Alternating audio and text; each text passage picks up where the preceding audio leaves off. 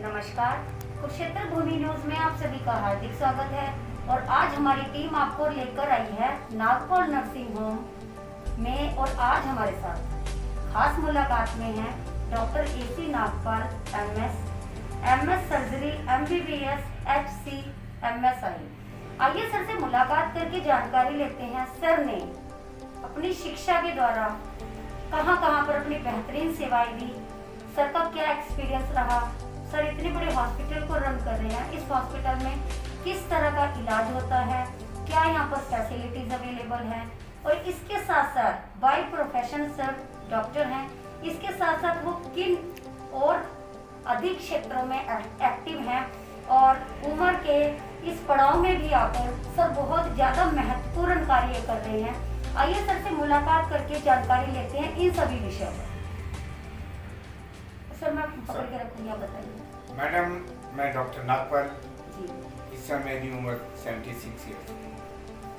मैंने अपना medical graduation 68 में पटियाला मेडिकल कॉलेज से किया और उसके बाद मैं हरियाणा गवर्नमेंट जॉब में रहा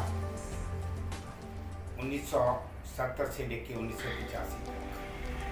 और मेरी last posting as SMO in charge class 1 officer Loknayak hospital Kurukshetra में रही।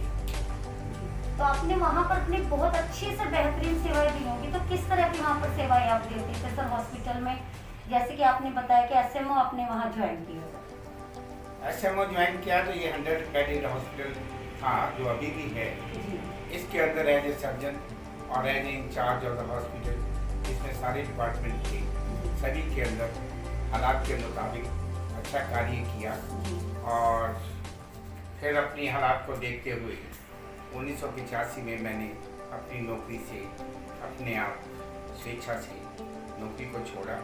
और उसके बाद जिस समय मैं यहाँ बैठा हूँ 1985 में मैंने अपनी पत्नी के साथ जो भी डॉक्टर ने अपना ये नर्सिंग होम चालू किया। जी, तो सर एक चीज जानना चाहेंगे, आपने अलग अलग क्षेत्र में अलग अलग चीजों में आप अपनी सेवाएं देते थे जब आप गवर्नमेंट जॉब में थे।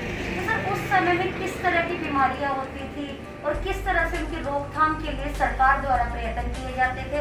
और आजकल जैसे मॉडर्न टाइम है, आधुनिकता का युग है, जिस तरह से मॉडर्नाइजेशन हो रहा है उसी तरह से बीमारियां भी कई तरह की आ रही। तो पहले क्या रहता था ट्रीटमेंट और बीमारियां, कैसे? जहाँ तक मेरा अपना एक्सपीरियंस है 1970 से लेके 1980 के दौरान सरकार का और मेडिकल डिपार्टमेंट का मेन फोकस जो था उस समय, उसके दौरान पीरियड के अंदर जो प्रिवेंटिव बीमारियों को प्रिवेंट करने के लिए था रादर देन क्यूरेटिव। तो उस जमाने के अंदर small pox, chicken pox, malaria और बाकी डायरिया और मेल न्यूट्रिशन, ये बीमारियाँ बहुत ज़्यादा प्रेवलेंट थी, जिनकी रोकथाम के लिए सबसे ज़्यादा कार्य मेडिकल हेल्थ को दिया गया। इस पर सरकार की फोकस ज़्यादा रहता था। और इसी दौरान ही जनसंख्या पे नियंत्रण करने के लिए परिवार नियोजन के बारे के अंदर और उससे संबंधित कार्यों पे ज़्यादा जोर दिया जाता था। और उस हालात के अंदर हमने ये सारे कार्य किए और धीरे धीरे ये मेडिकल सर्विसेज आगे और बढ़ी। जी, तो सर 85 से आप अपना हॉस्पिटल चला रहे हैं, वेल रेपुटेटेड है, वेल फैसिलिटी से लेस है। तो यहाँ पर किस तरह का इलाज होता है सर, किस तरह का इलाज देते हैं और क्या फैसिलिटीज अवेलेबल है आपके हॉस्पिटल में सर? देखिए, जब से मैंने यहाँ नर्सिंग होम खोला है, ये शुरू के पहले 1-2 नर्सिंग होम में ये था। उससे पहले यहाँ पे कोई मेडिकल फैसिलिटी ज़्यादा नहीं थी, खास तौर पे सर्जिकल लाइन के अंदर। तो मेरी स्पेशलिटी को देखते हुए मैंने सर्जिकल कार्य चालू किया और मैटरनिटी का कार्य मिसेस नागपाल ने चालू किया और हमने इस कार्य को धीरे धीरे आगे बढ़ाया। और मेरे हॉस्पिटल में अभी भी हर टाइप की सर्जरी, माइनर से लेकर मेजर तक सर्जरी अभी भी की जाती है, इंडिपेंडेंट की जाती है। और साथ में trauma cases, accidental cases, poisoning patients, legal cases, injury cases और एनी सीरियस इमरजेंसी इमीडिएटली उनको टैकल किया जाता है। और अभी तक भी कार्य कर रहे हैं और हो रहा है। तो आपके मध्य से ही आपके गाइडलाइन में ही, आपके द्वारा ही ये अच्छे कार्य किए जाते हैं जिनमें पेशेंट्स को अपना जीवन बचाने के लिए बहुत ज़्यादा संघर्ष करना पड़ता है ऐसे केसेस में। तो सर जो आपके पास बेहोशी के डॉक्टर्स हैं या इस तरह की हैं, वो अवेलेबिलिटी कैसी हो पाती है सर? जब भी कोई मेजर सर्जरी करनी होती है एनेस्थेटिस्ट को बुलाया जाता है ऑन कॉल ड्यूटी पे, वो उसके लिए सहायता करती है। मेरे क्लिनिक में वैसे हर एनेस्थेटिस्ट जिसको भी मैं बुलाऊं आ जाते हैं, परंतु मेन रूप से डॉक्टर खेड़ा वो मेरे हॉस्पिटल में विजिट करते हैं जब भी मुझे आवश्यकता हो। तो सर यहाँ पर फैसिलिटीज अवेलेबल है, शॉर्ट में थोड़ा सा बताइए क्या फैसिलिटीज हैं और कितने बेडेड है? जैसे नर्सिंग होम है, नाम से ही, टाइटल से ही हमें शो होता है। और मैम कितने समय से इस क्षेत्र में अपनी सेवाएं दे रहे हैं? मैं इस शहर के अंदर सरकार के हॉस्पिटल से बात करें 1985 से इसी अपने नर्सिंग होम में यही मैम भी तब से ही सेवाएं करते रहेंगे। और अब इस समय मैम काम नहीं करती हैं, अच्छा, उम्र के लिहाज से अपने बच्चों को। जी, बहुत अच्छी सर जानकारी आपने साझा करी हमसे। तो सर जो आजकल का युवा है वो नशे के प्रति बहुत ज्यादा विकसित है और इसके साथ ही मॉडर्न टेक्नोलॉजी आई हुई है, तो उनको भी बहुत ज्यादा एडिक्टेड हो गया युवा जो आजकल का है हमारा, स्मार्टफोन को लेके, हर तरह के जितने भी अत्याधुनिक साधन है इन चीजों को लेके। तो आप क्या संदेश देंगे सर, हमारे युवा से क्या अपील करेंगे? देखो, मैं तो अपने युवा से एक ही अपील करना चाहूँगा कि नशा किसी भी किस्म का जो है ये आपकी सेहत के लिए हानिकारक है, जो इनसे अपना दूर रहना चाहिए।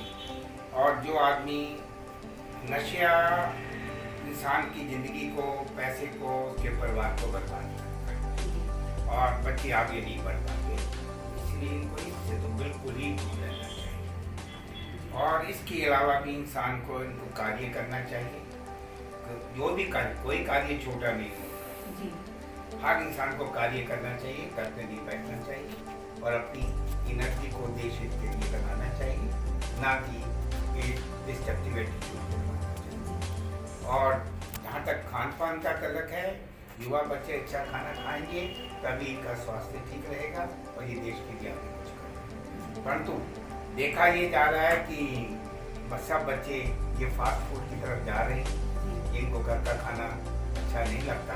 इन बच्चों को ये फास्ट फूड ये बिल्कुल स्लो पॉइजन है, इनको उससे हर हालत में बचना चाहिए। इंसान जितना सिंपल खाना खाएगा उतना ही उसका स्वास्थ्य ठीक रहेगा, ये मेरे विचार। तो सर कोरोना 2020 में आए, कईयों ने अपनों को खोया, 2021 में इसकी वैक्सीन आ चुकी है हमारे भारत में ही निर्मित। तो सर लेकिन इसकी सेकंड पिक भी आ चुकी है, तो लोग इसको बड़ा इग्नोर करने लगे हैं, इस चीज़ को कहते हैं कि कोई कोरोना या कोई चीज़ ऐसी नहीं है।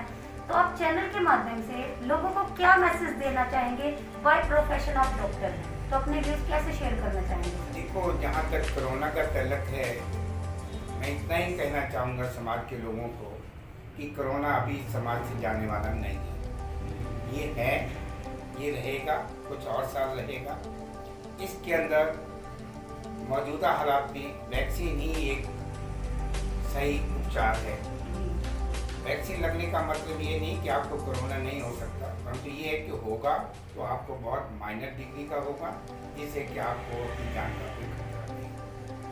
तो वैक्सीन तो हर आदमी को लगवानी चाहिए। और मैं सीनियर सिटीजन भी हूँ, डॉक्टर भी हूँ। मैंने इस शहर के अंदर सबसे पहले लगवाई, मेरी वाइफ ने भी लगवाई और मैंने सीनियर सिटीजन को, और जो भी व्यक्ति मुझे मिलता है, जिस एज ग्रुप में भी मिलता है, मैं उसको वैक्सीन लगवाने की राय देता हूँ। लोगों के दिमाग में है कि कोरोना नहीं है, कोरोना रहेगा। इससे बचाव इस समय जो है केवल बचाव ही है कि आप मास्क का इस्तेमाल करिए, अपनी सफाई रखिए और अपने सोशल डिस्टेंसिंग को जरूर मेंटेन करिए। और सरकार से मैं चाहूँगा कि सरकार को भी कोई ढिलाई नहीं बरतनी चाहिए। ये जो शादियों के अंदर फंक्शन है, डेथ के टाइम लोगों का इकट्ठा होना, मंदिर गुरुद्वारों के अंदर लोगों का इकट्ठा होना, सरकार द्वारा ये क्राफ्ट मेले करना, लोगों के भीड़ को इकट्ठा करना, ये कथाएं होना, और ये रेडी मार्केट के अंदर शाम को इतना रश होता है, ये हर हालत में सरकार को अपील के अलावा ये बंद करने चाहिए। अगर इन चीज़ों को ये बंद नहीं करती हैं, इसमें केवल सरकार की, मैं इसको ना बागा लफ्ज़ नहीं कहूँगा, ये गलत बात है। सरकार को इस पर स्ट्रिक्ट होना चाहिए, लोगों के स्वास्थ्य से दूर रहना चाहिए और लोगों को भी जागरूक होना चाहिए कि अपना कर्तव्य क्या है अपने स्वास्थ्य का। परंतु ये जो ढीलापन सरकार दे देती है, सरकार भी और नागरिक भी, नागरिक ये दोनों इसके लिए जी। मेडिकल प्रोफेशन नहीं, मेडिकल प्रोफेशन हम आपको जागरूक कर सकते हैं, आपके लिए सेवा कर सकते हैं, अपने आप को बचा। बहुत अच्छा सर आपने संदेश दिया हमारे चैनल के माध्यम से। तो बने रहिए कुरुक्षेत्र भूमि न्यूज के साथ। आगे भी आपको खास मुलाकात में अनुभवी डॉक्टर्स का विजिट कराते रहेंगे और उनके अनुभवों और विचारों को आप तक पहुंचाते रहेंगे।